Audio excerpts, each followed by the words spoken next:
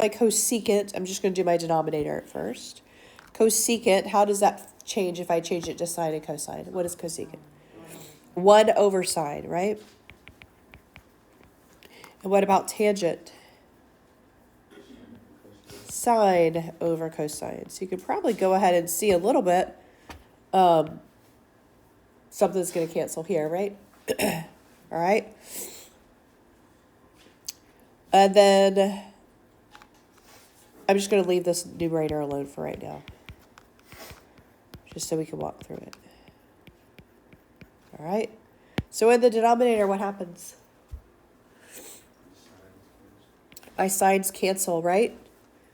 And I'm left with my tangent of x plus sine x secant of x all over 1 over cosine of x, all right? 1 over cosine of x. So far, so good? All right. Now let's look at the numerator. If I change my tangent, what is that going to be? Sine of x over cosine of x. Plus, my sine is already in sine and cosine. What about my secant? 1 over cosine of x. And that's all over 1 over cosine of x. All right? Now I can actually, we can do it 2 ways. There's keep, change, flip, or you can actually just see the cancellation here. But if I'm taking this big thing here and dividing by a fraction, the thing that we've learned over the years is just keep, change, flip, right? And so I'll show you both ways. So I'm going to leave the numerator the way it is, sine x over cosine x, plus, I'm just multiplying here, so this is also sine x over cosine x, right? And I'm multiplying that by cosine x over 1, right? Yes? So if I distribute this through, what happens when I multiply cosine over here? It cancels with the denominator, right? Multiply this up by cosine is going to cancel that guy. What about here? So these cancel, and I'm left with sine of x plus sine of x, which gives me 2 sine of x, all right? Now I will say, if you had rewritten this sine over cosine, like sine times 1 over cosine, then you could see right here that you have the same thing in all 3 of them, and you can cancel right there. And you have sine plus sine, which is also 2 sine of x. So now that I've used Pythagorean identity to replace this guy right here, I'm going to replace these with my sine and cosines. Okay? So what is secant squared? It's 1 over cosine. And you want to square it because it's squared. Cosecant then is 1 over sine. How do I treat 2 fractions that are being divided? Keep, change, flip. So 1 over cosine squared times sine squared over 1 equals sine squared over cosine squared. What is sine over cosine? Tangent. And there we go. If I multiply by the conjugate, I get almost a Pythagorean identity here, but not quite. My Pythagorean identity that it almost looks like is this, right? If I want cosine squared x minus 1, I would have to subtract the 1 over here and then subtract the sine over there. So cosine squared of x minus 1 equals negative sine of x, by the way. Negative sine of x. Does that make sense? Like you're just manipulating your Pythagorean identity there. So I can actually replace this with negative sine squared of x. So I have cosine of x minus 1 sine x tangent x over negative sine squared of x, right?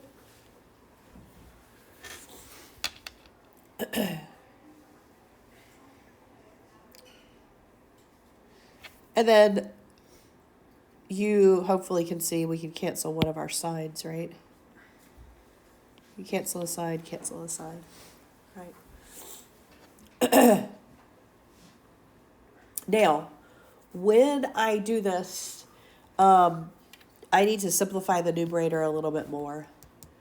You can distribute that tangent through, which is fine. So we have cosine of x, tangent of x, minus tangent of x over negative sine of x, right? But it's still not pretty. Like this is not as simple as we can get this. What I can do is I can rewrite these tangents, okay? So how can I rewrite a tangent? Sine over cosine. And so if I do sine over cosine here with my tangents, I'll get cosine of x times sine over cosine, right? Minus sine over cosine all over negative sine of x. My cosines will cancel here, right? Yes.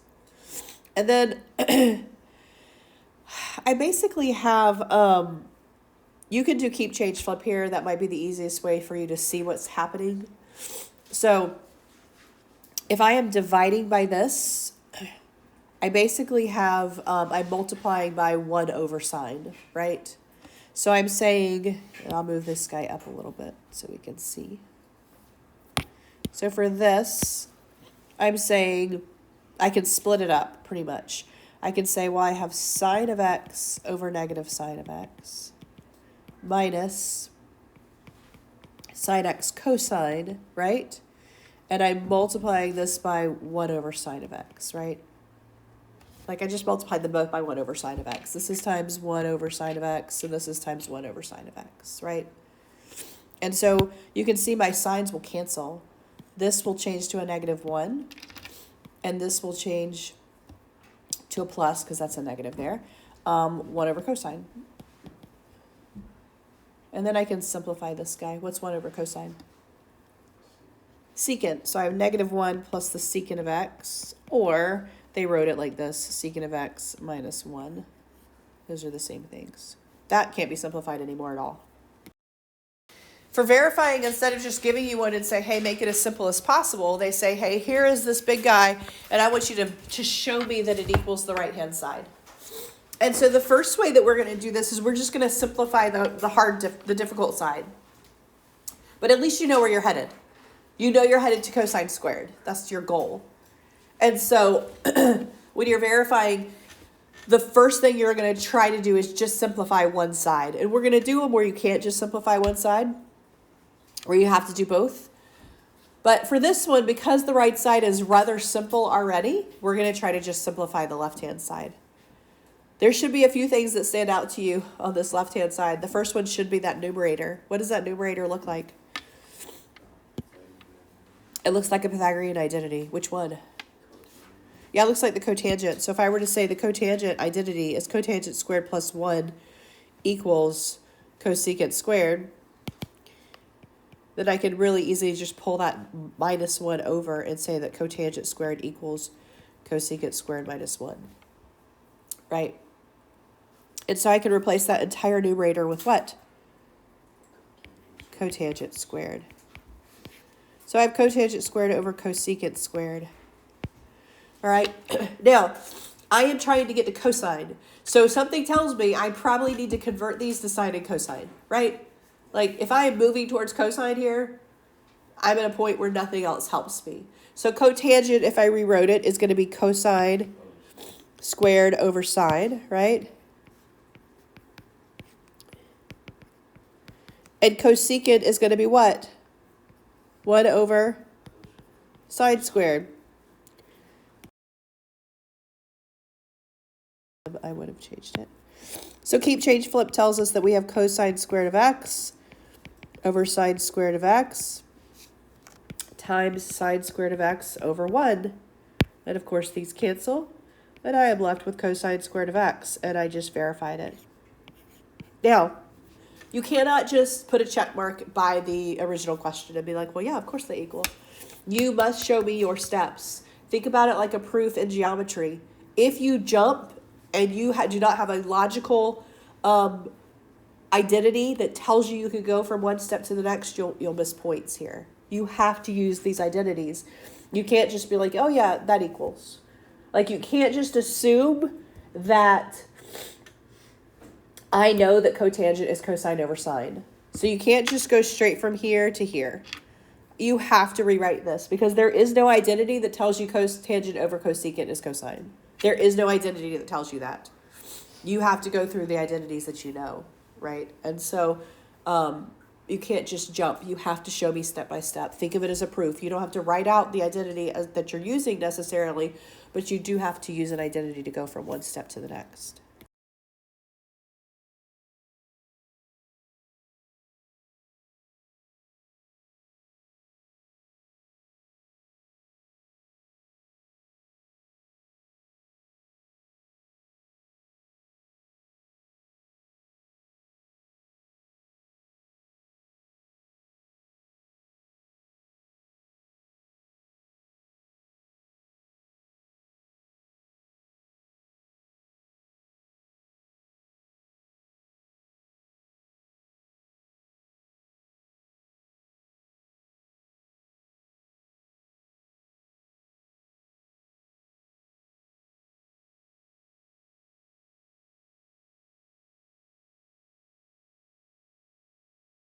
So for this one, common denominator ends up being the entire base times the entire base. Those are conjugates. So I have a plus b, a minus b. I end up with a squared minus b squared. The first one squared minus the second squared. And I have to multiply my numerators by the denominator that is missing. So it ends up being cosecant minus cotangent plus cosecant plus cotangent. So my numerator, cosecant plus cosecant, 2 cosecant, negative cotangent, positive cotangent, cancel. And then this looks like a Pythagorean identity. Since I have a cosecant on top, I just did this one. You really could have replaced the cotangent, this cosecant with cotangent squared plus 1 as well. It would have done the same thing.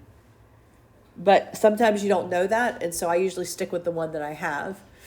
So I could have replaced the cotangent squared with cosecant squared minus 1, or the cosecant squared with cotangent squared plus 1. Either way, you end up with a 1 in the denominator and a 2 cosecant on top, which simplifies obviously to just 2 cosecant, which is exactly what we were trying to solve for, 2 cosecant.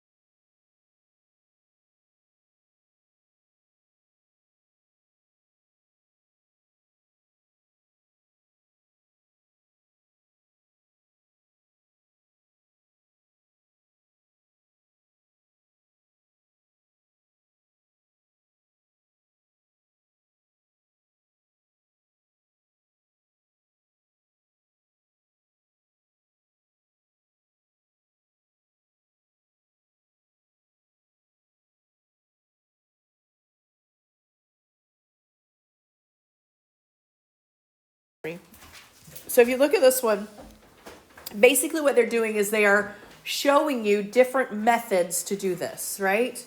The first method was we just changed things to sine and cosine. Then we combined fractions. And now you get something like this. And it doesn't seem as though there's anywhere to go from here. It's already in sine and cosine, so that's not going to help. The left side really looks more difficult than the right side at this point. And so this is one where it almost looks like a Pythagorean identity, right? We have 1 minus cosine. If that were just cosine squared, we would have a Pythagorean identity here. So we're going to take that left-hand side, and we are going to work that one out to see if we can get it to look like the right-hand side. And so we're going to leave the right-hand side alone, and we're going to deal just with this guy. When you have almost a Pythagorean identity, you can typically use conjugates to help you. And so in this case, I would multiply the top and bottom here by the conjugate, right? The conjugate being 1 plus the cosine of alpha. All right. And so I'm going to leave the numerator alone. I'm just going to say leave that as a sine 1 plus the cosine for now. And then on the bottom, I am going to do 1 minus cosine squared. We have a minus b, a plus b, conjugates multiplied. When you multiply conjugates, you square the first one, 1 squared, right, which is just 1. And then you square the second one with subtraction. And so we have 1 minus cosine squared. All right? Now, this is, while it doesn't look like a Pythagorean identity, this is a Pythagorean identity. If I said sine squared plus cosine squared equals 1, right? If I subtract cosine squared over, I can see that 1 minus cosine squared is just sine squared. And so I can replace this denominator here with sine squared. So I'll have sine of theta 1 plus cosine theta on top. And on bottom, I will have sine squared. All right? And so now I can simplify the top to the bottom with that sign. I can cancel out one sign from the top and one sign from the bottom. All right? And now I have, so I'll end up with 1 plus cosine over sine, like this, right? And with something like this, think about how fractions work. If I have a fraction with a denominator, I can split it up into each numerator over the denominator, right? And so if I were to do that here, I have 1 over sine. No, it didn't. Right. 1 over sine plus cosine over sine.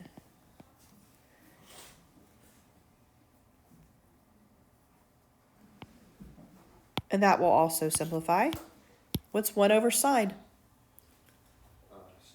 Cosecant. And what's cosine over sine? Cotangent. And what was I trying to verify? Cosecant plus cotangent. Right. So I have just verified that those equal each other.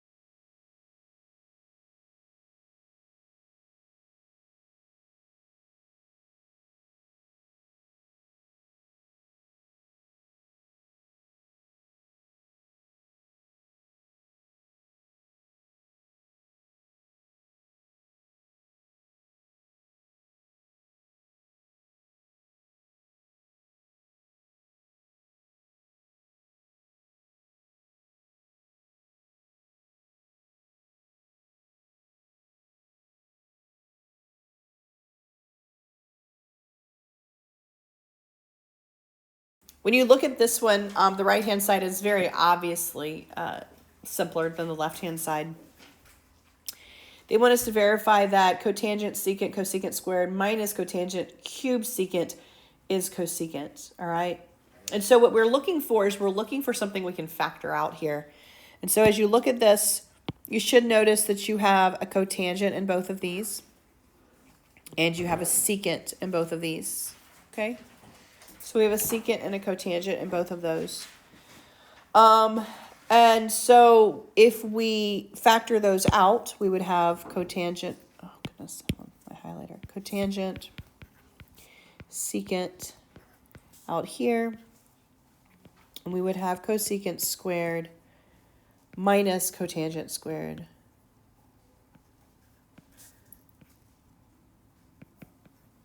on that side. And actually, I'm not even going to write that right-hand side for now because it'll just get confusing.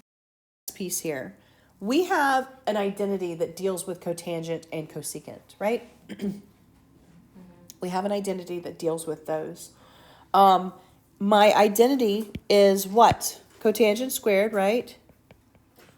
Plus 1 equals cosecant squared. Well, I need cotangent, cosecant on the same side, so I'm going to subtract this guy over, right? So 1 equals cosecant squared minus cotangent squared. Correct? So I'm going to replace this right here with 1.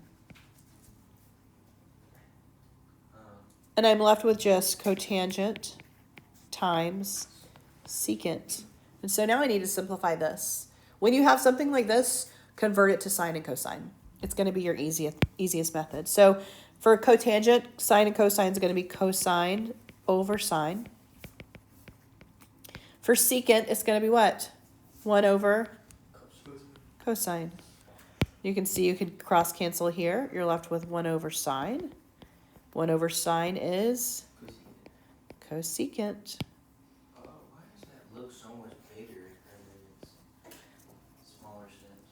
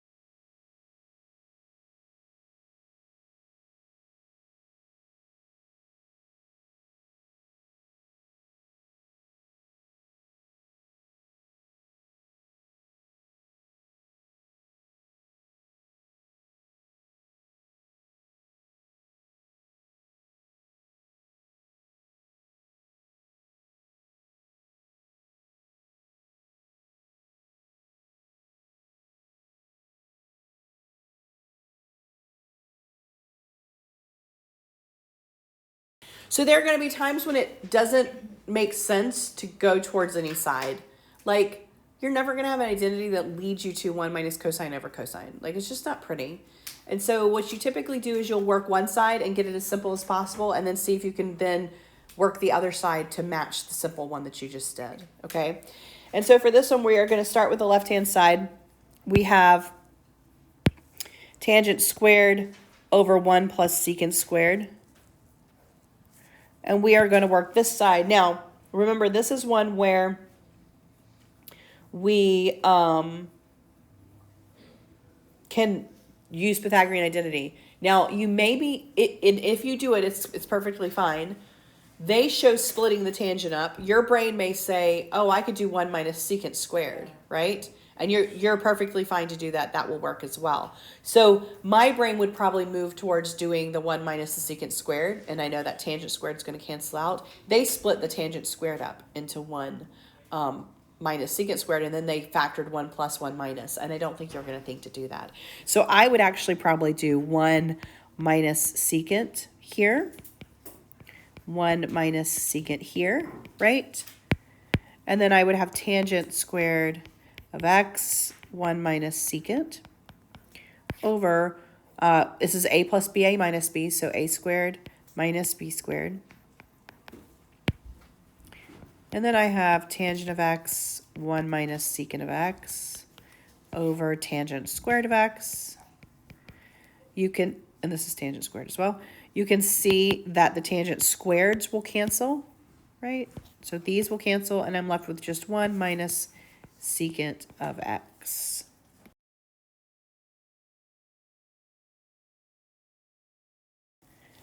All right, and so I'm going to take that right-hand side, and my goal here then is to make it look like what I just did. All right. And so for this one, I have a fraction, and so I'm actually going to split this up. So I'm actually going to split this into 1. So I'll do 1 over my cosine over my sine, because I'm trying to move to secant, and 1 over cosine is secant. All right, so I'm almost there. So I could say 1 over my cosine minus cosine over my cosine. And I will get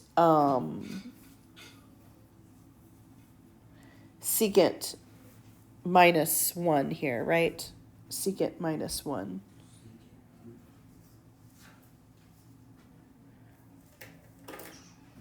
How come? Minus 1.